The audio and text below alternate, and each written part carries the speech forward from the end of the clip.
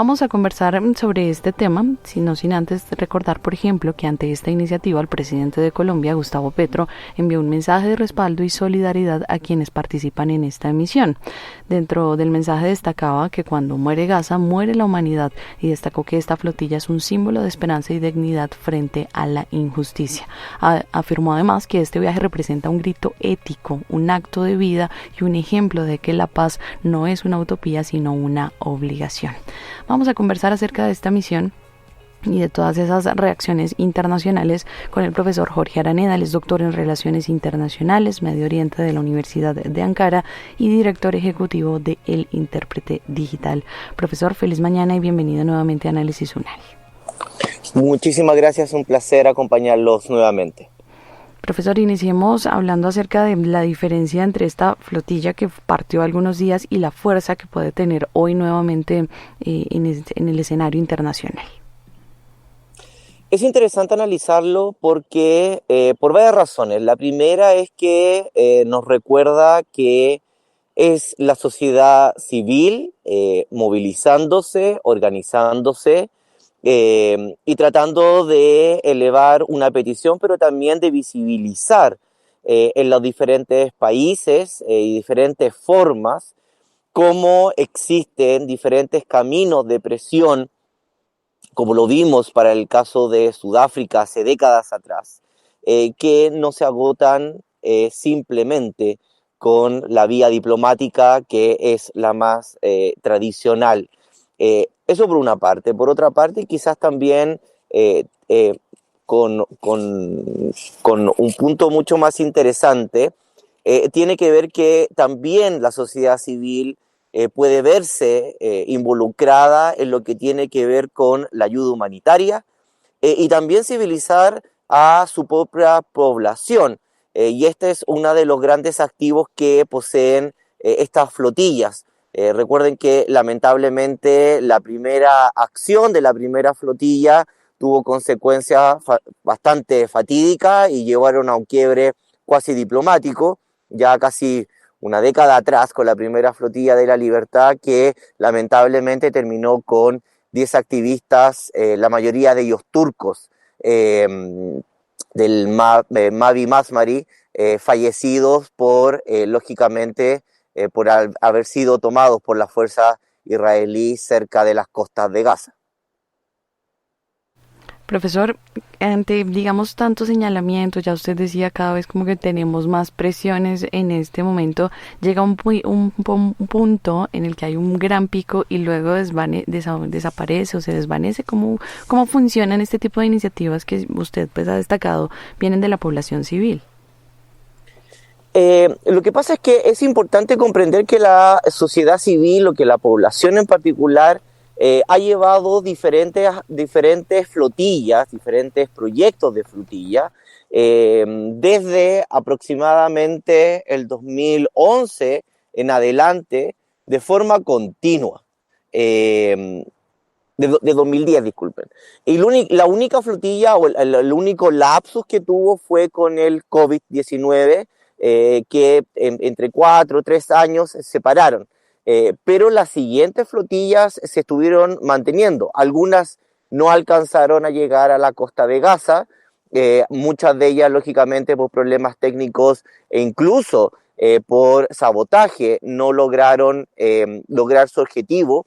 Pero lo importante aquí son dos situaciones. Primero, que estas flotillas llevan tiempo porque la mayoría de estas organizaciones de base, estas organizaciones de la sociedad civil, les cuesta años recaudar los fondos necesarios, preparar las embarcaciones, reunir la mayoría y esta es parte de la visibilización que buscan esta flotilla, llevar lógicamente bienes y suministros médicos, camillas, bebestibles, como se llama, para los bebés, comida que lógicamente que se necesita para las madres embarazadas y lógicamente enfermos, sobre todo mayores de edad, que lógicamente el bloqueo que produce Israel dentro de la Franja de Gaza no permite la entrada de este medicamento o de estos suministros médicos. Eso por una parte.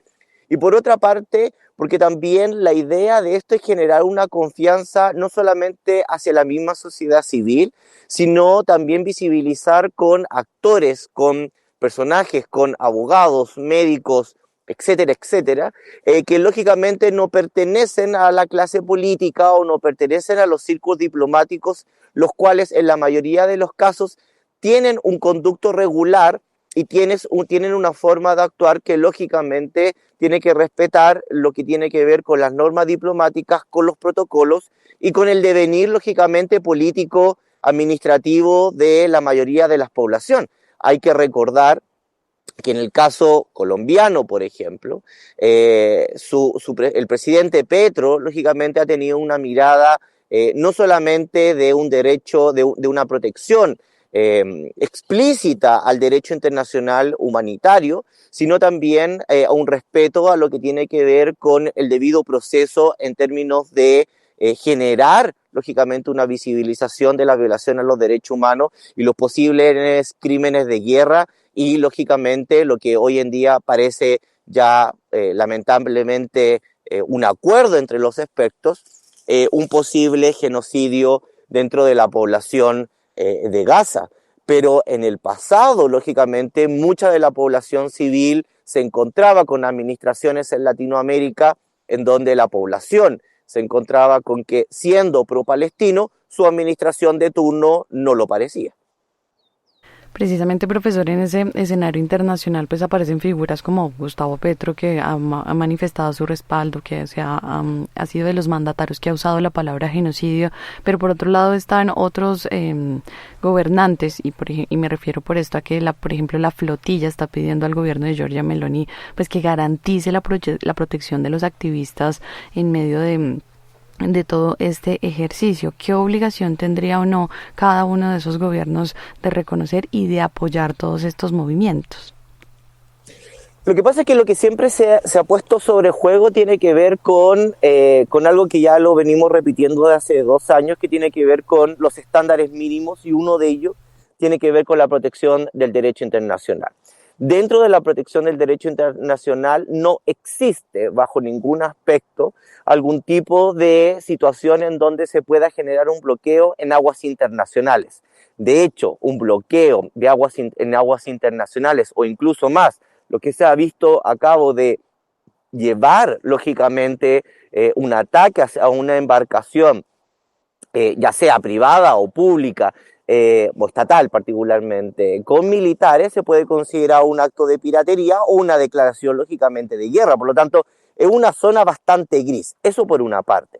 Por otra parte, aquí hay un punto de presión que es una de las variantes de las flotillas que, lógicamente, la sociedad civil, que tiene que ver particularmente con una presión no solamente mediática, sino también con una presión diplomática. Lo que nos recuerda la flotilla o la primera flotilla de la Libertad, lógicamente, con estos 10 fallecidos, que puso al gobierno turco en una situación bastante difícil frente a su propio electorado, porque lógicamente perdía a 10 o casi 10 de sus conciudadanos a manos de una potencia extranjera. Por lo tanto, es por esto que la Flotilla de la Libertad, lógicamente, no solamente exige a sus naciones colindantes y, lógicamente, a los cuales, ¿cómo se llama?, pertenece cada uno de los doctores, médicos y activistas, que, lógicamente, se les resguarde propiamente tal, que se vele por la protección del derecho internacional y que, lógicamente, la mayoría de los gobiernos europeos, que han tenido una posición bastante tibia, sobre todo una posición incluso bastante en contraria al derecho internacional, como ha sido el de la Alemania, lo pone en una posición en donde, bueno, se está defendiendo o no la vida de sus conciudadanos frente, lógicamente, a un acto que tiene varias características. Primero, es pacífico. En segundo lugar, es humanitario. Y en tercer lugar, y quizás más importante, lógicamente busca visibilizar un bloqueo que en la mayoría de los casos no se considera tan legal en el derecho internacional. Profesor, conversemos también acerca de esas acciones de saboteo que usted mencionaba, profundicemos acerca de ellas y a cuáles están expuestas, por ejemplo, esta más reciente flotilla. Sí, es interesante comprender de que el Estado de Israel ha sido acusado en diferentes casos de generar algunos tipos de saboteos, sobre todo lo que fue el caso de una expedición que partía de Grecia, la cual la embarcación sufrió daños internos irreparables que terminaron lógicamente con la planificación propiamente tal que no fueron accidentales, por una parte. Por otra parte, también aquí se juega otro tipo de saboteo y aquí de organizaciones también de base. Las organizaciones de base también se han habido expuestas, lógicamente, a un ataque mediático por parte de organizaciones pro-sionistas o que, lógicamente, buscan que no se visibilice este tipo de acciones y una de ellas, yo creo que lo que hemos conversado y se ha conversado en varios aspectos, tiene que ver con la señorita Greta, que lógicamente se le ha acusado desde antisemitismo hasta lógicamente tener vínculos que aunque para el radio escucha puede sonar un poco ridículo, vínculo con grupos extremistas musulmanes o incluso con Hamas. Que lógicamente no presenta ningún tipo de prueba o narrativa propiamente tal, pero que sí genera lógicamente una desconfianza en estas agrupaciones o personeros de la sociedad civil.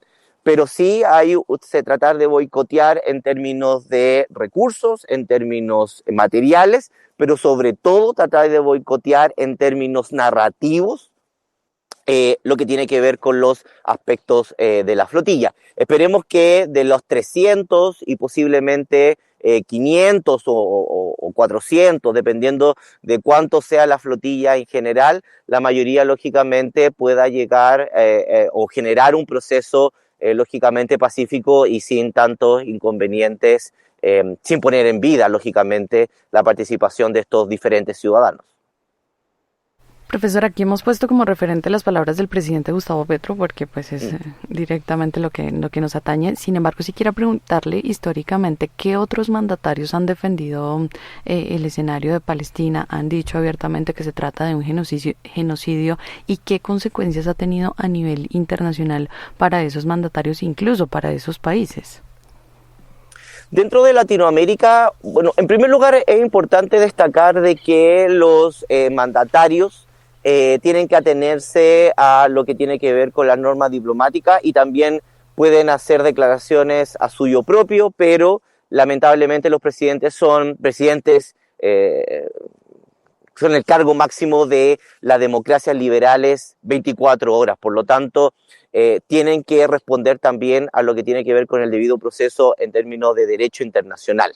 Y ahí están obligados, lógicamente, a de que si van a declarar, lógicamente, tanto declarar que se han ejecutado crímenes de guerra y lógicamente, o en su caso, el crímenes de los crímenes dentro del derecho internacional, que es el genocidio, tienen que lógicamente no solamente presentar pruebas, sino presentarse a la Corte Internacional de Justicia y lógicamente generar ahí un proceso. Por lo tanto, es importante comprender de que también hay derechos y deberes en términos, como se llama, del escenario internacional, más allá de que la mayoría de los países, y esto lo hemos venido conversando, los que construyeron el derecho internacional parece que hoy día lo estarían boicoteando.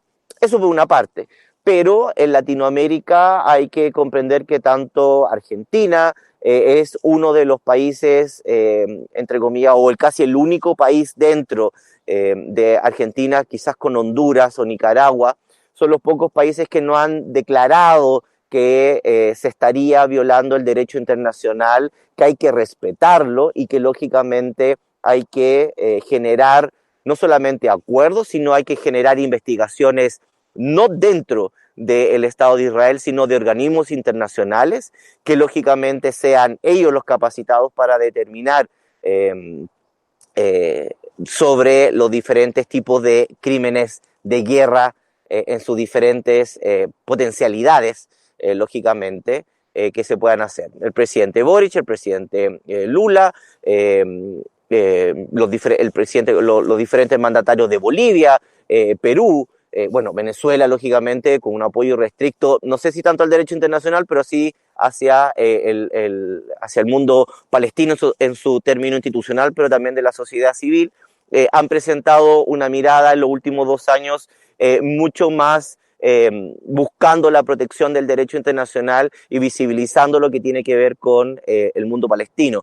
Y eso ha sido en respuesta también por una presión de la sociedad civil y de una historia de organizaciones ciudadanas latinoamericanas que ven lo que pasa en Palestina como un recuerdo de lo que lamentablemente fue las diferentes dictaduras militares que azotaron a la región no tantas décadas atrás. Profesor, finalmente, y usted que está en constante revisión de medios de comunicación, ¿cree usted que sí se ha transformado la narrativa, que cada vez más se está hablando de genocidio y que cada vez más personas están reconociendo lo que pasa en la Franja de Gaza? En Latinoamérica se ha visto un giro bastante notable por 2 grandes situaciones. Primero, la visibilización de una narrativa en donde hay actores específicos que se están nombrando. Recuerdo, y yo creo que esto lo comenté hace quizás 2 años atrás, 1 año y medio atrás con ustedes mismos, que la narrativa latinoamericana presentaba a fallecidos, muertos, a violaciones al derecho internacional, tanto en Cisjordania y en Gaza, pero no mencionaba quién estaba cometiendo o cómo se habían producido o de qué forma se habían producido, lógicamente, estas lamentables muertes. Ahora se menciona al Estado de Israel, se menciona a personeros del Estado de Israel. Eso por una parte. Esa narrativa se ha visibilizado los actores. Y por otra parte también se ha hecho una cobertura.